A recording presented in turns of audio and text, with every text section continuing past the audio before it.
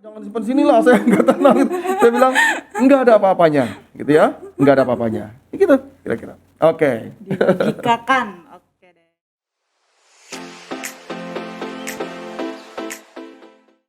Nah Pak, ada juga nih yang bilang katanya boneka itu kan membantu secara psikologis gitu Pak. Tapi gimana sih Pak kalau yang udah terlanjur bergantung gitu, bisa nggak lepas? Atau Pak Mul merasa ya nggak masalah bergantung sama boneka kayak gitu Pak?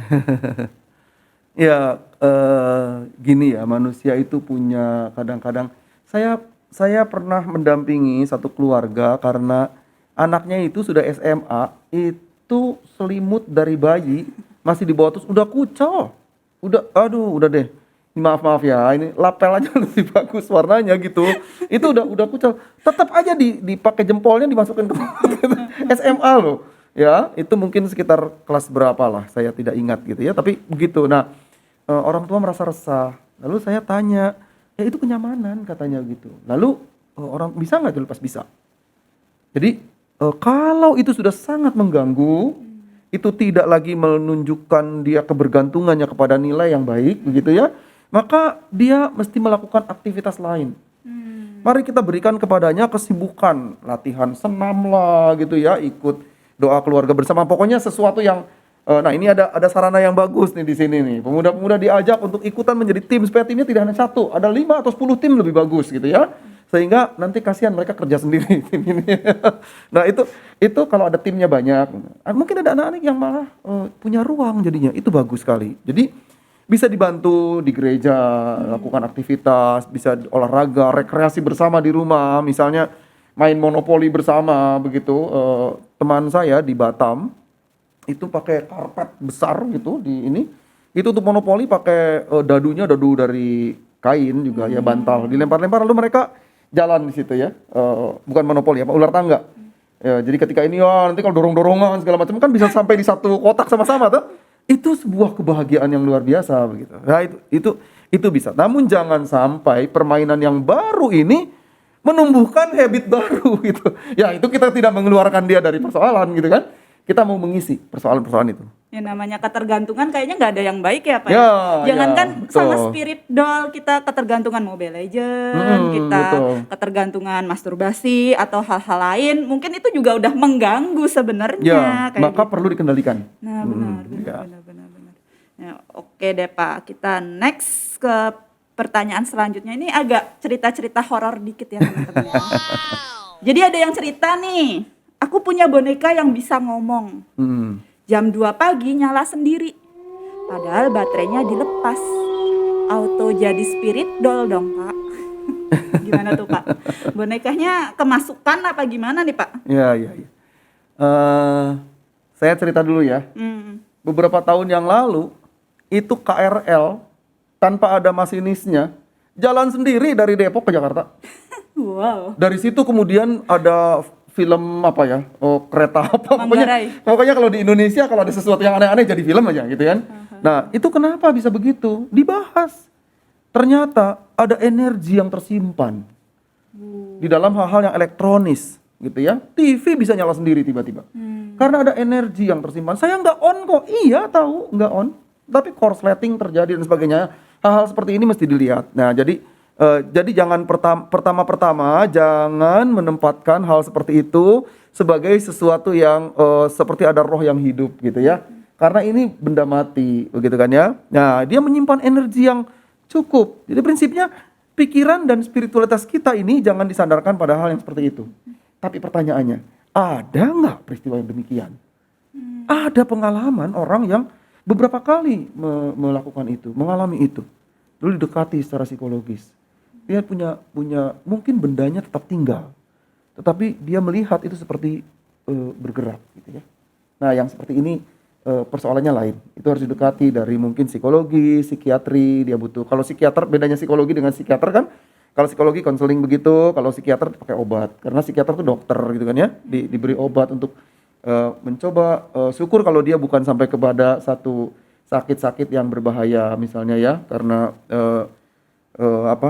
seseorang bisa punya pengalaman bipolar misalnya, itu yang berbahaya dari segi psikiatri ya gitu. Tapi Pak, apakah semua hal yang mistis itu harus dikaitin ke situ Pak? Apakah emang nggak ada sesuatu yang emang terjadi karena rawah gitu? Ya ada di apa namanya di dalam pengalaman-pengalaman kita misalnya menyaksikan siapa ini? Ada yang ingat gak? Ada tertulis di dinding mene mene tekel ufarsin. Waduh, siapa tuh? Ya, ketika ada Pak, sebuah wajah-wajahnya perisa, masih enggak apa-apa, gini aja, kita kasih PR saja. Ya, coba cari di Alkitab, tulisan itu ada di mana, gitu kan ya. Raja sedang bergumul sekali, tiba-tiba tulisan. Lalu dikatakan, semua tuanku akan ditimbang dan sebagainya. Peristiwa itu, hal-hal yang demikian ada gitu, terjadi. Dan pengalaman-pengalaman di Alkitab menunjukkan itu. Tapi itu dimaksudkan untuk menunjukkan sebuah peringatan. Ada nilainya gitu. Enggak sembarangan dia tiba-tiba gejolak muncul. Terus mau ngapain? kita takut gitu ya, Orang Pak, ya. jadi berlarian dan itu tidak ada nilainya sama sekali. Apalagi yang sering saya tonton sekarang ini karena untuk kepentingan studi, tiba-tiba orang pocong gitu ya, lalu loncat gitu orang dan bahkan di tempat mandi loh. Yang mandinya maaf ya, ini ibu-ibu kan kasihan sekali. Kalau saya tidak mengatakan bahwa kalau laki-laki kemudian tidak kasihan dia telanjang. Tapi yang terjadi kalau ibu-ibu kemudian keluar dari itu walaupun kemudian diburamkan gambarnya gitu ya. Tapi kan si pocongnya lihat dia. Itu tidak sopan gitu. Sama sekali tidak punya etika. Itu nggak bagus. Jangan sampai itu terjadi prank-prank yang seperti itu. Ada yang sampai di prank kok gubrak dia pingsan.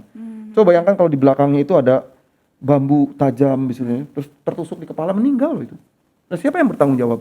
Hal seperti ini tidak boleh gitu ya. Oke, nah Pak, kita balik lagi nih ke fenomena spirit doll. Kenapa sih si spirit doll ini kok tiba-tiba bisa viral? Apakah karena Ivan Gunawan? Ya. Bisa karena beberapa hal ya. Yang pertama, memang ada hal yang menjadi perhatian. Ya, misalnya seseorang melakukan tindakan yang tidak lazim, itu bisa viral, sekalipun dia tidak terkenal. Kalau saya tiba-tiba melakukan atraksi, saya melompat dari Monas gitu misalnya ya, lalu bisa terbang, gitu ya, dan mendarat dengan baik di Tanah Abang misalnya gitu ya, saya pasti viral. Siapa dia gitu kan ya, dicari, ketemulah siapa dia kan gitu. Itu karena memang mungkin demikian. Tapi yang kedua, kalau spirit doll secara khusus ini karena pelakunya itu sosok terkenal. Mana ada yang tahu yang terjadi di Thailand misalnya? Enggak viral di kita. Iya, benar. Gitu?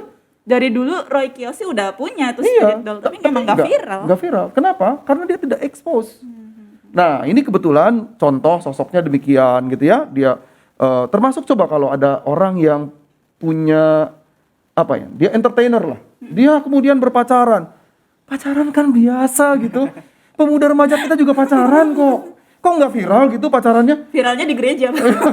Belum tentu juga di gereja viral gitu kan ya. Karena apa? Karena dia sembunyi-sembunyi tenang-tenang. Tapi orang yang entertainer, pacaran diam-diam aja, kemudian ketemu sebentar sekali di sebuah momen, ke gap gitu, langsung wah viral. Nah itu dia. Nah, jadi berita. Coba saya tanya, tahu nggak aktivitas saya di rumah? Nggak tahu. Orang-orang tahu nggak? Nggak tahu. Saya merawat biawak loh di rumah, tapi di got depan rumah. Saya kasih makan dia. Saya kasih kucing liar, kasih makan gitu ya, untuk itu. Biawaknya kasih makan kucing liar, Pak? Enggak. Beda ya? Saya beli Beda makanan hewan kucing gitu kan ya dikasih. Nah, Nah, kalau ada makanan bekas nih sisa, misalnya ada tulang-tulang yang sisa gitu, saya kasih ke biawak itu, nanti datang dia makan gitu. Enggak ada yang bisa. Saya sudah upload ke Facebook, enggak terkenal saya. Karena apa? Karena saya bukan orang terkenal dan tidak punya motivasi terkenal juga. Kalau saya upload di Facebook itu motivasinya supaya orang-orang juga memikirkan yang beginian perlu dirawat gitu, perlu diberi kehidupan. Nah, jadi karena saya bukan orang terkenal, pasti tidak viral. Saya bukan entertainer gitu ya. Tapi kalau entertainer begitu dia pelihara cicak gitu ya, ramai semua. Waduh, ini pelihara cicak gitu ya. Cicak mah banyak di mana-mana juga gitu. Tapi karena dia yang pelihara, maka viral. Nah, itu sebenarnya. Kenapa bisa viral? Karena orangnya yang terkenal gitu ya. Tapi balik lagi sih Pak, itu kan sudah terbukti nih yang melihara itu merasa, oh aku bisa menerawang orang jahat dikasih tahu ada orang jahat. Oh aku tahu jodoh gitu. Oh aku jadi merasa lebih tentram ada yang nemenin. Gitu gimana Pak? Ya itu sebuah perspektif dari dirinya yang ternyata dia membutuhkan kehadiran orang-orang yang ternyata kalau pada orang yang hidup, mungkin orang yang hidup ini tidak menolong dia. Justru kepada benda-benda seperti ini yang dia merasa lebih nyaman, sebab dia tidak bisa melakukan perlawanan. Lebih begitu kelihatannya gitu. Jadi bukan kemudian ada sesuatu yang bernilai. Menurut saya enggak juga. Coba kasih boneka yang lain, dia nggak akan begitu. Karena dia menempatkan diri pada doll yang khusus gitu. Bahkan katanya, saya lagi cari lagi adopsi anak dari doll ini. Ya nggak apa-apa sih, kalau memang itu spiritnya begitu. Yang tidak boleh adalah kalau kemudian pemujaan kepada dollnya itu, boneka-boneka itu. Gitu. Jadi menggantikan Tuhan gitu ya. Mm-mm. Nah, Kak, Oke.